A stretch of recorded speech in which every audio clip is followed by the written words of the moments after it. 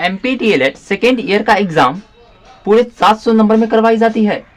साथियों नमस्कार, बहुत बहुत स्वागत है आपका हमारे YouTube चैनल पर। साथियों आज की वीडियो में हम MPDLED सेकेंड ईयर का पूरे पाठ्यक्रम बताने वाले हैं। जी हाँ दोस्तों, सही आपने सुना, सेकेंड ईयर की परीक्षा पूरे 700 नंबर में करवाई जाती है। कैसे इसका पाठ्यक्रम रहता है और किस प्रकार किस विषय में कितने नंबर के पूछे जाते हैं, आइए हम आपको इस वीडियो में एनालिसिस करवाने वाले हैं, तो बने रहिए वीडियो में। चलिए हाँ दोस्तों, आ गए हम अपने सिलेबस की पाठ्यक्रम पर।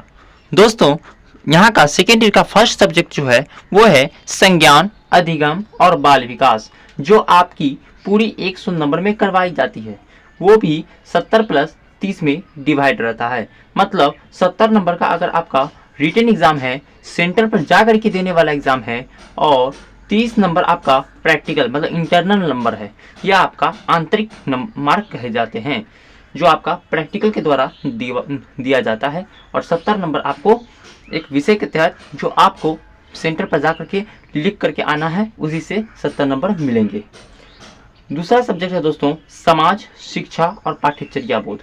जी हाँ दोस्तों, ये सेकेंड सब्जेक्ट है आपका सेकेंड ईयर का सेकेंड पेपर रहने वाला है, जो आपका 100 नंबर में करवाया जाएगा। ये भी आपका 70+30 में डिवाइड है। दोस्तों तीसरा सब्जेक्ट है शिक्षा में समावेशी एवं जेंडर मुद्दे, जो आपका तीसरा सब्जेक्ट कहे जाते हैं। जी हाँ दोस्तों, सेकेंड ईयर का तीसरा सब्जेक्ट। आप लोग एक पेपर और पेन जरूर लेकर के बैठिएगा और नाम लिखते चलिएगा कौन कितना नंबर का है। शिक्षा में समावेशी एवं जेंडर मुद्दे भी आपको देखने को मिलेगा, जो टोटल 100 नंबर में है, जो 70+30 में डिवाइड है। 70+30 मतलब वही हुआ कि 70 नंबर रिटन होगा, 30 नंबर आपका प्रैक्टिकल होगा। दोस्तों चौथा सब्जेक्ट की बात करते हैं, शालेय संस्कृति, नेतृत्व एवं शिक्षक विकास। दोस्तों इसमें भी वही बात है कि चौथा सब्जेक्ट में आपका 100 नंबर का, मतलब रेगुलर लगातार आपका 4 सब्जेक्ट 100 नंबर का होने वाला है। तो ये समझ गए 404 विषय, लेकिन टोटल 8 सब्जेक्ट है दोस्तों। अब चलिए आपको हम नेक्स्ट सब्जेक्ट किस पाठ्यक्रम पर रहने वाला है वो हम दिखलाते हैं, और कौन कौन सा सब्जेक्ट है वो भी हम आपको दिखलाने वाले हैं।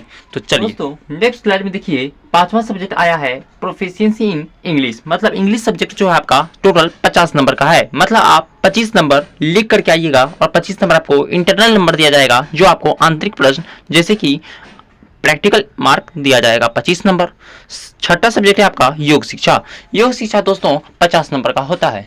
योग शिक्षा जो है 25 नंबर का रिटन होगा, 25 नंबर का इंटरनल होगा, जो आपका प्रैक्टिकल के द्वारा उपलब्ध करवाया जाएगा। 7वां विषय है दोस्तों पर्यावरण अध्ययन शिक्षण, मतलब EVS इन्वायरमेंट स्टडी जो आता है, वो आपका टोटल 100 नंबर की होती है, जिसमें 70 नंबर जो है आपका रिटन में डिवाइड है, और 30 नंबर जो है आपका वो डिवाइड है किसमें, प्रैक्टिकल में। जी हाँ दोस्तों, उसके बाद 8 जो लास्ट सब्जेक्ट रहता है आपका, अगर आप लास्ट सब्जेक्ट ध्यान सुनिएगा, अगर आप 12वीं में कक्षा 12वीं में आप अगर साइंस स्ट्रीम से हैं तब आपको विज्ञान लेने की ज़रूरत है, और अगर आर्ट से है या कोई अदर फैकल्टी से है तो आपको सामाजिक विज्ञान चूज करना है। तो ये आप अपने एडमिट कार्ड पर देखिएगा, विज्ञान शिक्षण या सामाजिक विज्ञान शिक्षण रहेगा, जो टोटल 100 नंबर में करवाया जाएगा। ये भी 70+30 में डिवाइड है। मतलब 70 नंबर आपका रहेगा रिटन एग्जाम, और 30 नंबर जो रहेगा आपका वो रहेगा प्रैक्टिकल इंटरनल नंबर। तो दोस्तों इतना चीज़ हमने समझा दिया है।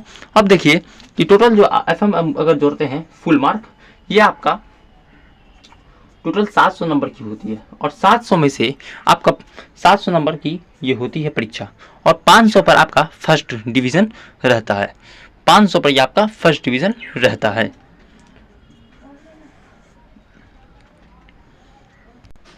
दोस्तों 700 में से जैसे आप देख सकते हैं कि इसमें भी 700 में 470 नंबर जो आपका रिटन रहेगा, और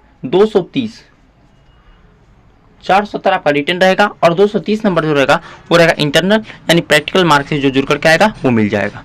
इसमें से 500 पर आपका फर्स्ट डिवीज़न रहता है। इस पेपर को देने के लिए आपका सेंटर पर नेट 3 घंटे का समय दिया जाता है, 3 आवर का समय दिया जाता है। एक पेपर के एग्ज़ाम में 3 घंटे का समय निश्चित रहता है। और आप देखिए, अगर आपका दोस्तों जो पेपर 50 नंबर का है अगर उसको भी देने के लिए समझिए 3 घंटा ही रहता है। भले ही आपको वहाँ पे बैठना पड़े, कम समय लगे, उससे बात नहीं है, आपको 3 घंटा समय मिलता ही है एक सब्जेक्ट पर, यानी 3 घंटा का समय दिया जाता है। तो दोस्तों सब कुछ आपको इस वीडियो के माध्यम से समझ में आ गया होगा। अगर कोई चीज़ समझ में नहीं आया तो आप जरूर कमेंट कीजिएगा। और हाँ दोस्तों, एक जरूरी सूचना कि अगर इस सब्जेक्ट का अगर आपको पूरा क्लास चाहिए, पूरे क्लास चाहिए, एक एक करके मैं यूट्यूब पर डलवाऊंगा और आप चैनल को जरूर सब्सक्राइब करके रखिएगा। और वीडियो पसंद आए तो वीडियो को जरूर लाइक कीजिएगा। Okay, thank you.